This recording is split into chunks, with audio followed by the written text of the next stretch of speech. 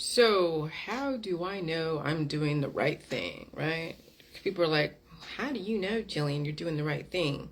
You're not a doctor. You weren't trained in the medical holistic system. And absolutely, I was not trained in the medical system because I don't want your end result to be death. I don't want to prematurely age you and degrade you and then have you end up in hospice or the morgue. And so when it comes to pain, when it comes to symptoms, when it comes to the medications, I do everything opposite of the medical holistic industry. Now, I don't take the definitions and redefine actual definitions. I redefine intention. I redefine how you characterize a symptom, how you characterize pain. I recharacterize our perception of pain, our perception of symptoms, our perception of growths, our perception of anything that we have deemed undesirable. I have redefined what is undesirable. And when you redefine what is undesirable, then it will be like a cascade of evolution, because then another world has opened up that was not there before. And so how do I know that I am doing correct by my dog? How do I know? Because I understand that food is everything, all food. I don't care what it is. And how that food is delivered to you, like biochemically, biologically, is the difference. And when our systems are juvenile, when our systems are not working 100% on point, we have to then modify how we deliver the food to our proteins in our body to get the best result. So it's simply not just eating that is going to make the difference. It's not just picking and choosing the certain foods that you think is appropriate relative to your intention and expectation.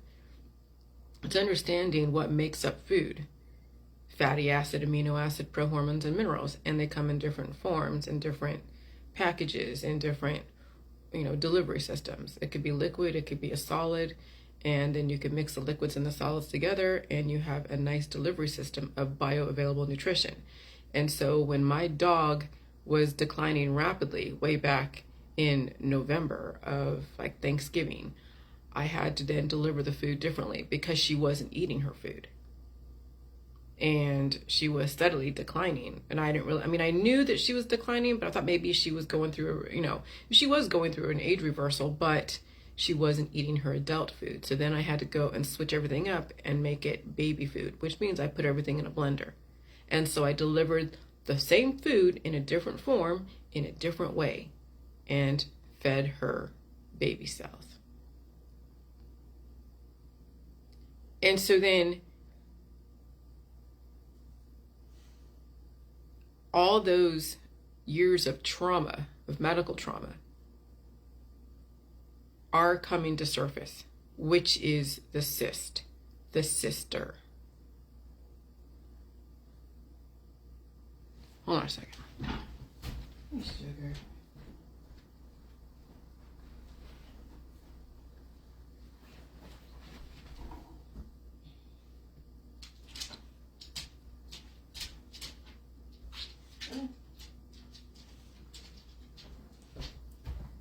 And when you have a cyst come up and it has a scab, it has an aspiration point where the animal or the person was cut into, or where the needle was injected, it's like a belly button, like a birth.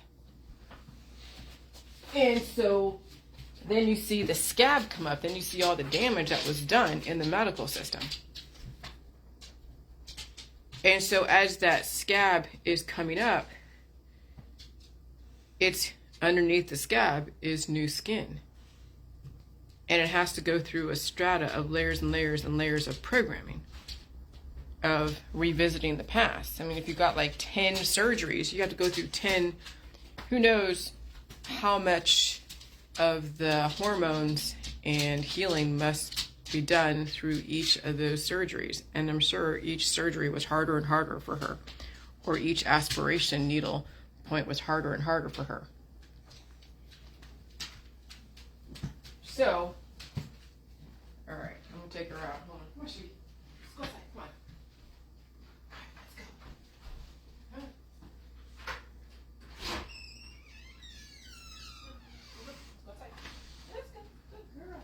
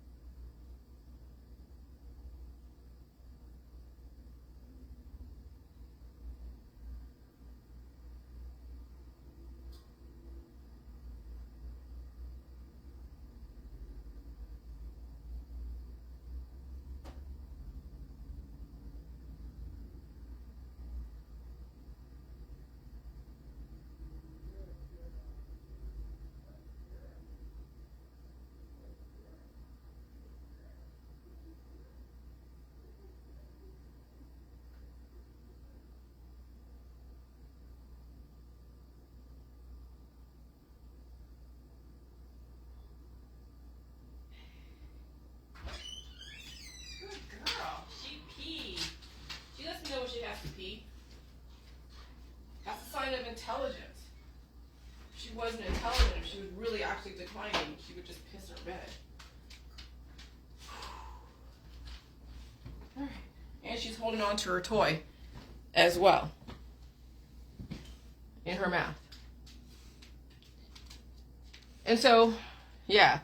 And so all those scabs, the layers of strata of scabs, which is what are, and it's so weird because when the cyst started growing, the scab wasn't that obvious. But then over a few weeks of the cyst growing, the scab started to form. And I'm like, what the hell? And I would use like a little bit of salt and water and everything on it. And sometimes the scab would fall off and then bleed, and you really can't do that. You have to let it form. And so I just gently clean around with salt water and olive oil just to kind of keep it moist and give it the nutrients.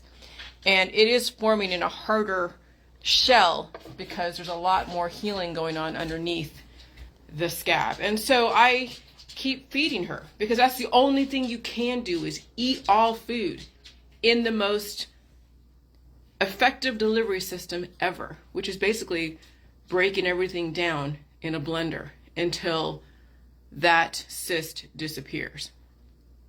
And yeah, I'm going to have to basically help her with all of her biological processes, which is I'm fine with that because I know that's what it takes to be reborn again, so to speak. Oh, sure. You want to go in the bed or okay? All right. I mean, I don't expect everyone to do what I'm doing. Believe me, I don't. But I'm trying to show you guys in some way that you can survive past damage through the medical holistic trauma system. You can survive it. You just have to know what to expect. And yeah, those of you who have gotten series and series of surgeries, for whatever reason, you're going to have to revisit that trauma. And you might have a growth from that. I don't know. You see, I had Norplant put in, and it never got infected. It never got really big, but it was painful. And it was a little bit of scar tissue there when, after I got them put in and then taken out. But then through the JJ world, there was pain there, and then that scar tissue has basically disappeared. You can barely see what used to be there. And so sometimes your surgeries aren't that aggressive where it would cause a cyst, but if you had a tumor or a growth that you removed and it kept coming back and you kept aspirating it and removing it and aspirating and removing it, then yeah, you're in for some shit. And I'm sorry, but that's just how Mother Nature works. Every time you cut something off, it grows back again and it grows back stronger and stronger. And so now I'm finally seeing how big her cyst can get, but I'm also seeing then a finger of the scab that is coming through, that's protruding out. And yeah, she's going to walk funny, but she wants to walk. Yeah, she's a little bit lopsided right now as far as her center of gravity. It's not really center of gravity, but when you're lugging around, medical retribution, cellular retribution, you got to pay the fucking piper. It's not her fault. She wasn't the one that put her in the medical veterinary system. It was her owners, and it was the way the system, her other owners, the way the system worked back then. Now you know what happens. If you want a second chance at life, you now have to pay the piper. You seriously do. It's not impossible, but you might have to go in hiding for Beauty and the Beast. You might have to go behind a castle, behind a big forest, and hide out until the curse has been lifted, basically. Because that's exactly what's going on. She has a curse on her from the medical trauma. And I'm dealing with that curse. And so, yeah, we're living Walt Disney. We're living Grimm's fairy tales. Abso-freaking-lutely. And so if you are faced with a choice of getting medical surgery stuff, and it's all voluntary, it's not like, you're in a car accident and they're removing, a steering wheel out of your neck. No, if you're going through under voluntary medical trauma, you're going to have to revisit that. And who's to say how your body is going to make you pay? Who's to say? And you're going to have to deal with it. And sometimes you might not be able to walk. If you had ankle surgery because of a bone spur or some other type of stuff, you may not be able to walk. You may have to be on crutches and not even use any painkillers, because your body has to finally heal the right way. And so those that go into the medical system, plastic surgery, any of those things, you will have to pay the piper once you want to become whole again. Because I'm watching it right now. So the backstory is, prior to 2015, Sugar was surgically treated with either a scalpel and or aspiration needles to drain fluid and cut off tumors. That was way before I adopted her. Through climate change, her body finally got rid of the antibiotics and anti-inflammatories that stopped her body's natural processes of healing and growing and releasing. And so now she's finally healing the correct way from surgeries 9 or so years ago in this climate change, as well as constant draining out of the fluid through the needles. And I'm seeing it right. I'm looking at how huge that wound is from all those needles. Can you imagine if and I don't know how many times they aspirated. So she could have gone under the needle aspiration many times. And so, the scab is huge. Okay. So past significant medical trauma is why she's dealing with a cyst right now. And it's scabbing as if she just underwent another operation and she didn't. You want a second chance at life, you have to pay back the piper for all the violence you committed against your body and disabling your immune system to work the way it's supposed to through therapies and medical holistic trauma. So Sugar cyst is starting to scab up. And yes, she's revisiting the past. And when that scab dries up and falls off, that's how her cysts will disappear at some point. And it's going to take some time. And you can see the scab forming layers as it's raised higher, protruding out of the cister. I call it cister because, cyst. And then I clean it daily with salt and water, but I don't do it too aggressively. I don't want to make it bleed at all. But when it was starting to form, and I noticed that some of the scab was falling off, and then it would bleed, and then it would scab up or clot up, and that's good. Now, last night was so energetic. It was so energetic, let me tell you. She was back and forth. And so she felt the energy of her immune system working for her. And so then I know she was hungry, so I fed her at 2 a.m. That's what I said. There's 2 a.m. We were playing tug of war because she had her little toy in her mouth. And so we were both back and forth playing tug of war. And I also was feeding her at 2 a.m. because her immune system was active. Hey, Sugar, you want to just chill out for a minute? Come on. Yeah? Come on. Good girl.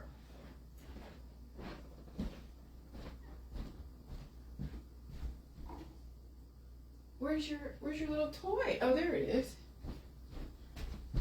Okay. Here. Here's your toy.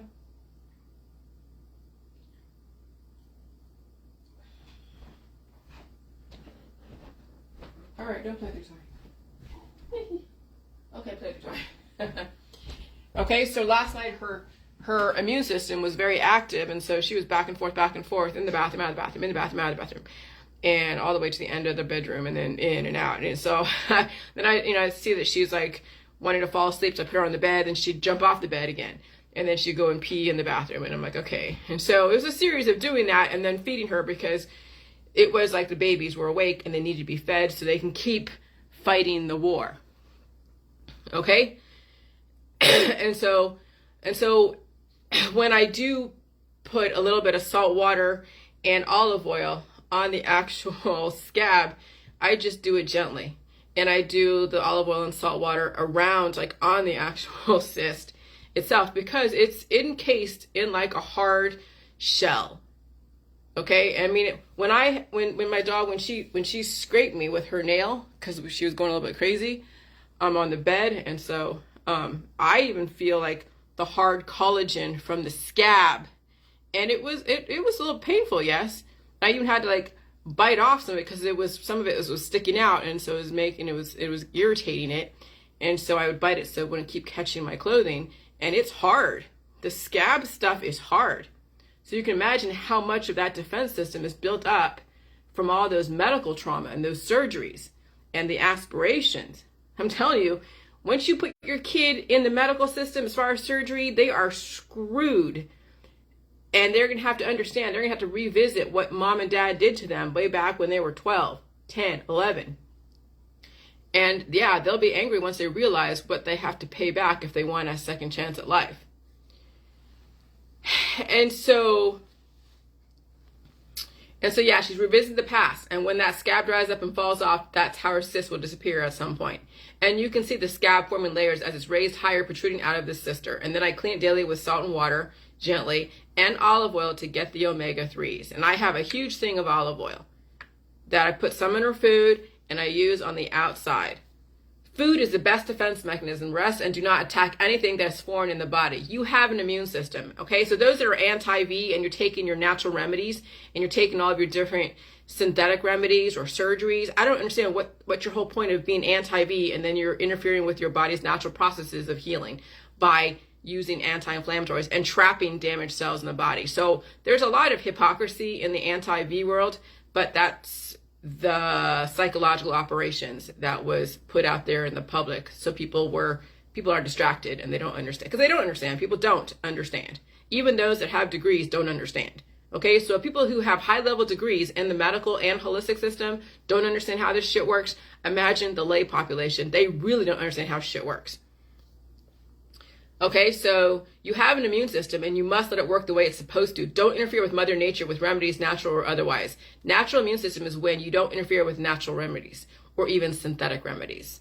All food feeds the body the proteins that it needs to fight infection, which is why I let go of that guy, Mr. Larson, because he was all about demonizing food and then blaming America for all the obesity in the world. And that's typical of those in countries where they think they're better than the US, or they think they're better than other countries. And some countries are very snooty, and they think that they're, just because they may be some kind of culture that might be depicted in like Greek mythology, doesn't mean that they're any smarter. They just look cute, nice long blonde hair, short blonde hair, big muscles, but that doesn't mean shit. You have to evolve from that kind of superficial, way of looking at the world. And I'm telling you, Americans, I'm telling you, like the guy Guillermo del Toro, the one who wrote Curiosities and Cabinets, or Cabinets and Curiosities, one who wrote or the screenplay Mimic. He's a big dude and he is extremely talented. He's not your usual Adonis, Greek Adonis that you'd see in some of the Nordic countries out there that everyone's like, ooh, gaga over this guy or this girl. No, he has a lot of diversity in his body, and yeah, he's a big dude. And he has a lot of talent, a lot of knowledge. So being beautiful aesthetically doesn't mean you're smarter. Just because you fit that image of what beauty is in our society doesn't mean that you have innovation. It just means that you look a certain way and you're riding on that type of aesthetic passport and think everyone should take you seriously and think that you're smarter. No, sorry. And so scab forms so all food feeds the body the proteins that it needs to fight infection. Scab form as a defense against infection, blood loss, and debris. When you get a scrape or cut, platelets or blood, the clot cells will begin to clot to stop bleeding and prevent any excess fluid from flowing out. As the blood or wound dries, it forms a hard layer of a scab, and that's what will keep building and falling off, keep building and falling off. And I didn't know how exactly the body was going to deal with this, because it's not like I've done anything to myself where I'd have constant damage, where I would see the strata of healing, the strata of injury, and look at which one is doing what. And so then I'm realizing that, yeah, she's going through time, revisiting all those past traumas, and then that scab that was forming, which is so crazy because I never punctured her. I don't do that kind of shit. She was not injured by me. But no, the body is finally the curse, the spells, the gifts that was given to her prior to me getting her and after me getting her, because she was healed up when I got her. That all fell away, and now she's reemerging as a new animal with some of the old memories, but now making new memories. She has to revisit and come to terms with her past life, and some of that is trauma, and that is that cyst. And so is scabbing good for a wound? Scabs are a healthy part of the healing process. They protect the wound from dirt and microbes and reduce the risk of infection. How did she get this wound? Again, I didn't do it. It was past medical trauma. Okay? That's what's so crazy. So she looked like she looks like a puppy. But before that cyst came to be so aggressive, she looked beautiful. Just like, a temporary, like with Cinderella, she looked great, but when the clock strikes midnight, everything is as was before. And that's kind of like the thing, is that I got a glimpse of what her future could be, but then she still had to pay back the piper. And so then she's beautiful, her face is beautiful, her body is beautiful, her fur is beautiful, her skin is great, and now she has to pay back that medical trauma. And it's not her fault, again, but both her and I are paying for the sins of the father, because I got to deal with it. Scabs usually decrease in size and fall off as the new skin under the scab is formed. During healing, a scab may accidentally get rubbed off, which causes the wound to start bleeding again, which has happened when it started form, because there's a thin layer. But last night, and me power feeding her, is now thick. It's thick and it's strong, and that's good. Okay? So treat the wound and protect the area so the healing process can begin again. And that's it. That's why I don't use any antibiotics. I use salt, I use water, and I use olive oil. It's all food. Salt is the energy. Olive oil is the omega-3s. It has the nutrients. And it also helps keep things a little bit moist, but not too moist, but not too, but it also feeds her skin and everything else.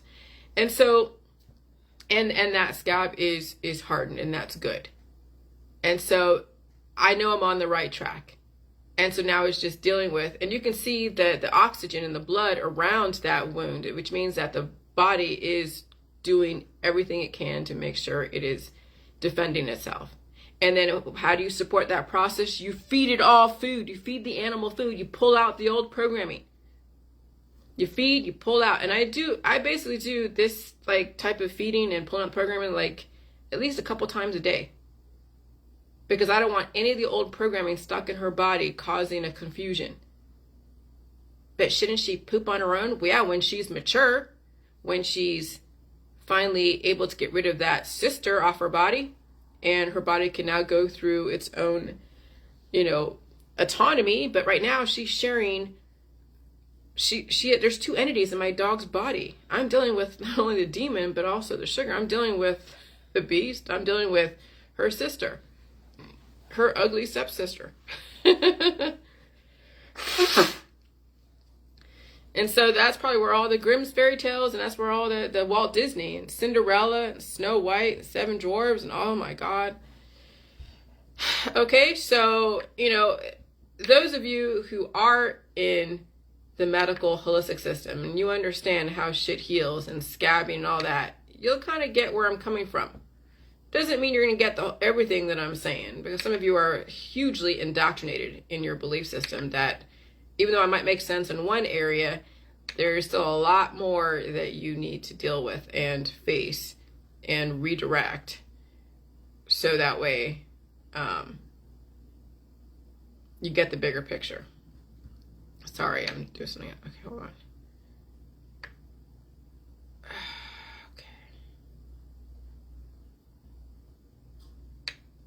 Okay.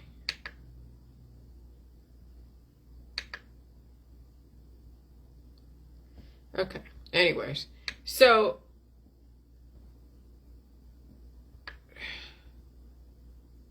all right, that's it. Anyways, I'm gonna go because that's really all I have to say about that. But yeah, when you've had past medical trauma and you were using anti-inflammatories and antibiotics and all the anti-everything against your body's processes, yeah, you're gonna have to deal with it again. And some of you are not prepared to deal with past medical trauma because of how many surgeries you underwent. And you might have to be at home for who knows how long, until your body's able to scab up and finally have all that stuff fall off. And it's going to take some time. I mean, I don't know how long this is going to take my dog for. I mean, I projected that in March, everything will be great, but right, we're in like what, January. But if I keep, if I keep feeding her, which I am, and I keep her resting and feeding and pooping her out, I imagine that that things will be going down significantly. And so it's a patience thing. She's not in any hurry to be out there.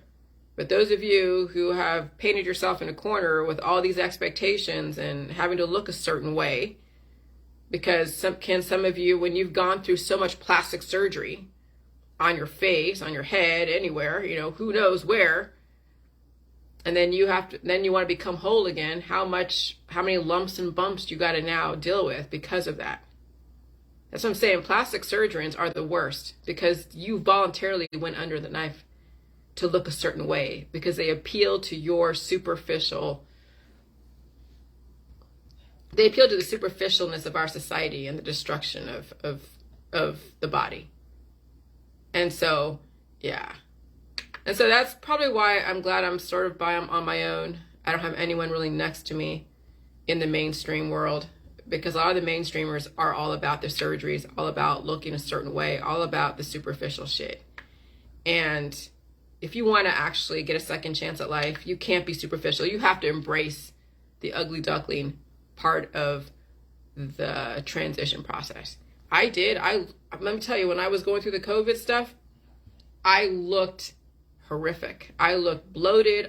People were like commenting, "Oh, you look so unhealthy." Well, I'm going through a fucking transition. And people can say I look ugly now. I don't really care. I don't really care how I look, how you perceive how I look. I really don't care. I feel great. I am energetic. I am balanced. I am saving my dog. I'm eating food. I am enjoying my life. I am excited with the prospects of the future. I could give a shit if I don't look like Cindy Crawford or some, little sea nymph out there looking to bag a man and want to procreate. I really don't care. I don't need to work out. I don't need to run. I don't need to do any of that stuff. I have no desire to keep up with the Joneses out there. I have no desire. I'm already married. If my husband doesn't like my body, which I know he does, he likes my brain. Okay? And that will carry you further than your body. Because when you're going through all this type of fluctuation, you're not going to look exactly the same of what you did when you first bagged your man or bagged your woman, if you're married or have a girlfriend or boyfriend. You're going to go through changes. And so then your relationship and your marriage must be stronger than the physical aesthetics. You must have some kind of intellectual connection, because if you don't have an intellectual connection with anyone, then as soon as your body goes to shit for a certain amount of time going through a process, or you have a huge growth that is infected but needs to be dealt with, that person will be gone just like that. Because what was the relationship founded upon? It's founded upon superficial sex. Superficial, oh, you look presentable for our society. And so some of you need to reevaluate your relationships with people so that way you can survive climate change and you still have someone there to help you through it.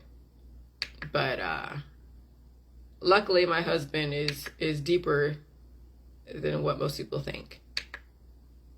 And yeah, he has go through his own awakening process. And I've probably helped catalyze some of his awakening process. And I'm sure I've shocked him many times on my evolution. But he seems to deal with it okay. He takes it for what it is. All right, anyways, I'm going to go. But this was something I never even imagined would be something I figured out. I couldn't even imagine this would ever be. I didn't even think about, wow. And so, those in the JJ world that underwent your surgeries, and then you're trying to do the JJ world, and now I'm telling you, no more J juice, eat all food, and you're going to have to revisit whatever you did in the surgeries, and it might be a growth. And so when you're feeling pain in the area where you had the surgery and there's a growth going on and they're like, oh my God, it's a growth and it looks kind of weird, then you can be like, oh God, we got to do chemotherapy or do this or that. And that's where people get screwed because they will mischaracterize the growths in their body. Just like with my dog. If someone else had her, they would mischaracterize that. They would have had it already removed and she probably would have died.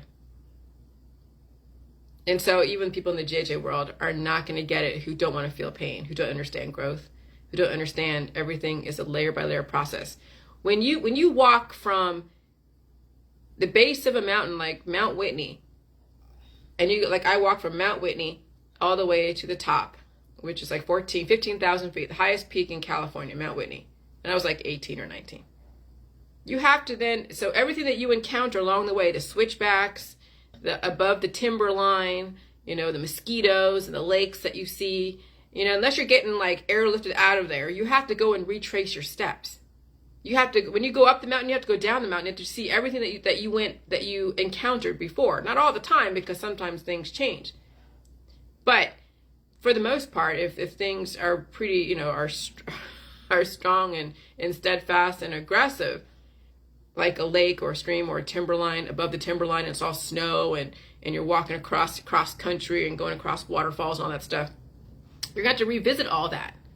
Some of it's beautiful, some of it's ugly, and you're like, oh, I have headaches, because I had, headaches because oxygen was thin. But that's what you have to deal with when you go through surgeries. When you go through any kind of medical holistic trauma, you have to revisit every single switchback, every single, aggressive thing that you did that was so aggressive during that time. You can't escape that. And you do the shortcut, you won't survive. Because when life forces you to see the things that you kept running away from, you don't have the capacity to handle it.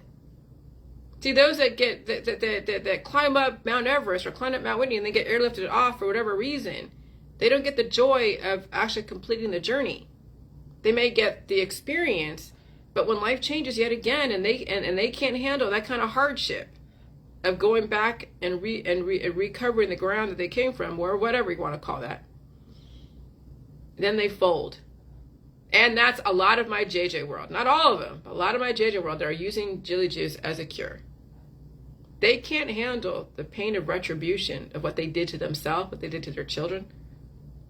And so they use JJ as a cure until they can't, until there's breakthrough infection and even JJ can't even work.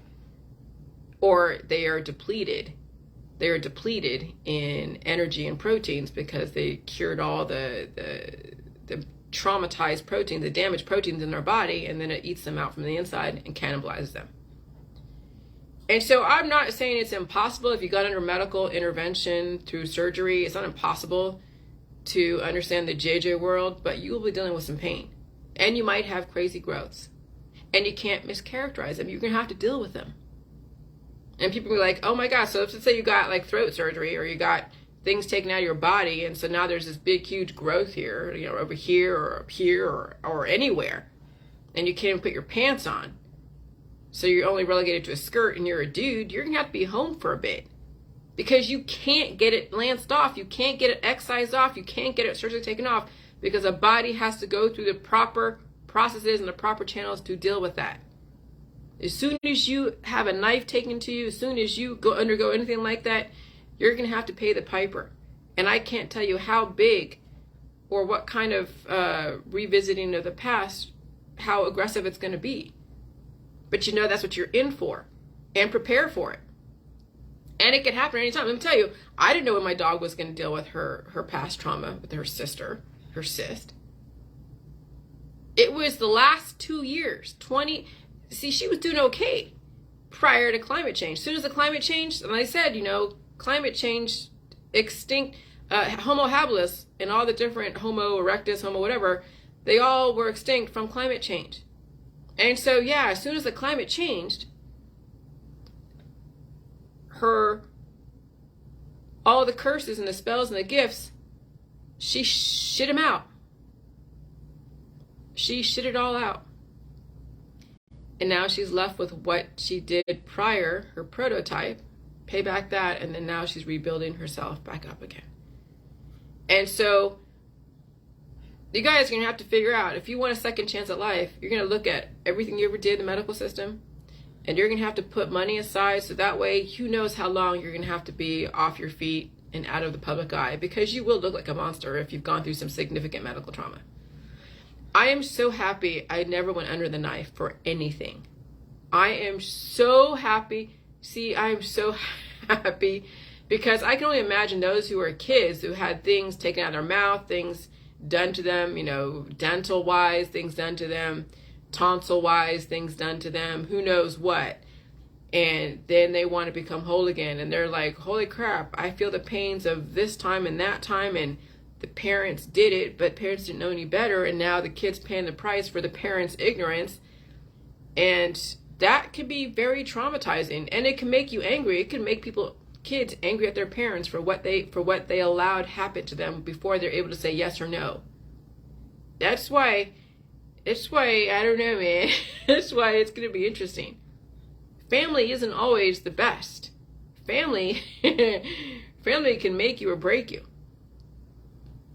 Family can make you or break you.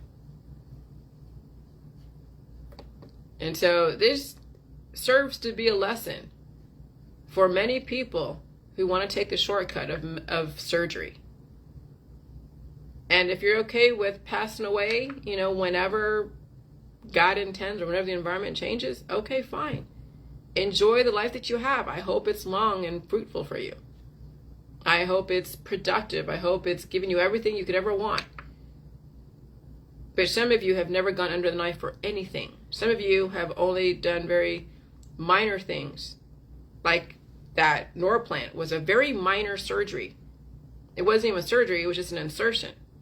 I mean, I scraped my knee one time, and I put stitches in there. But that was the extent of it.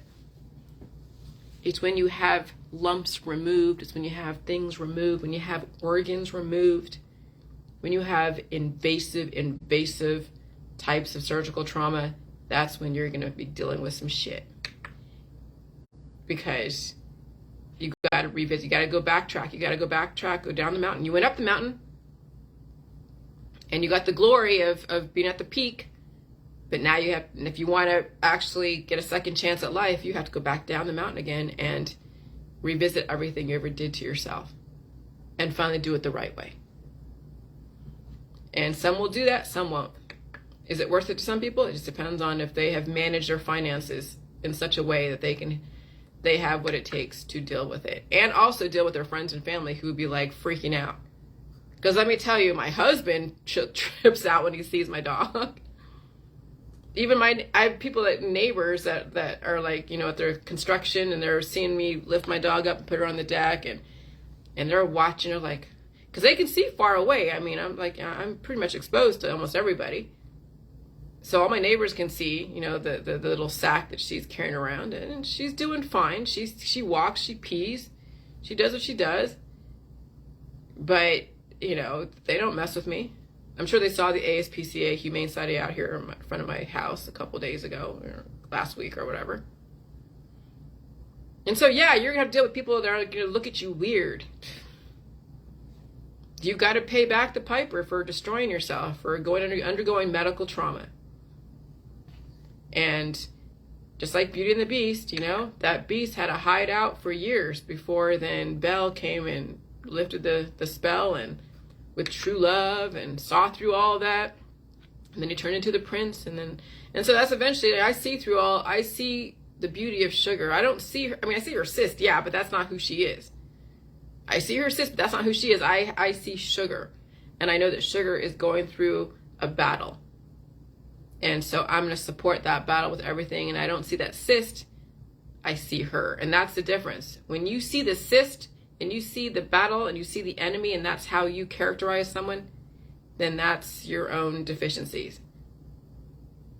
And so it's not authentic. When you're just seeing somebody's healing process, you don't see the person. And so that was, I guess, the moral of Beauty and the Beast, is that Belle saw the beauty of the beast and saw the person within, and then at some point that spell was broken. So watch Beauty and the Beast again. All right, but that's it. That's all I'm going to say. But I wanted you guys to understand that was another awakening from going through the actual correct healing process. And that, yes, those of you who have gone under medical trauma and intervention, you will have to revisit. You'll have to go down that mountain again and revisit everything you've ever seen and done when it comes to that kind of trauma. And so the universe put myself and Sugar together, Salt and Sugar, you know, Salt world, Sugar. I have never had any operation. Sugar went through countless ones. There is a reasoning behind all of what's going on. You just have to see what it is and learn from it if you want, or not. It doesn't matter which, but you have a choice. And that's, you've always had choices. You just never chose the way that would be working to your benefit. All right, bye.